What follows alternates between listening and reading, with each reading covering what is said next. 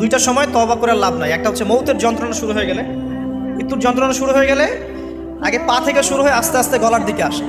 হাদিসে যেমনটা এসেছে, সূরা ওয়াকিয়ার মধ্যেও আছে যে পায়ের দিক থেকে যন্ত্রণা শুরু হয়ে আস্তে আস্তে আস্তে আস্তে এই গলার দিকে আসে, এবং আত্মাটা গলার এখানে যখন চলে আসে, এখান থেকে মালাকুল মউত আত্মাটাকে নিয়ে চলে যায় এবং চোখ দিয়ে তাকিয়ে থাকে মানুষ। রুহটা চলে গেলে মানুষ চোখ দিয়ে তাকিয়ে থাকে, দেখবেন এই কারণে মৃত ব্যক্তি তাকিয়ে থাকে, চোখ খোলা থাকে। এবং তখন আসমান থেকে সিঁড়ি নামিয়ে দেওয়া হয়, ওই সিঁড়িতে করে আত্মা চলে যাচ্ছে, ও তাকিয়ে দেখে যে আত্মা চলে যাচ্ছে। এবং মানুষ মারা যাওয়ার পরে চোখ জীবিত থাকে অনেকক্ষণ। মেডিকেল সায়েন্স যারা পড়েছে তাদেরকে জিজ্ঞাসা করতে, মানুষ ডেড হয়ে গেলেও চোখ দেখবেন আরও কয়েক ঘন্টা, হয়তো আরও নির্দিষ্ট একটা সময় পর্যন্ত চোখটা কিন্তু জীবিত থাকে। এই জন্যে চোখ বন্ধ করে দিতে হয়। যাই হোক, যেটা বলছিলাম যে মৌতের যন্ত্রণা শুরু হয়ে গেলে তওবা করে লাভ নাই, তওবার দরজা বন্ধ। আর পশ্চিম দিক থেকে সূর্য উঠে গেলে তওবা করে লাভ নাই, তওবার দরজা বন্ধ।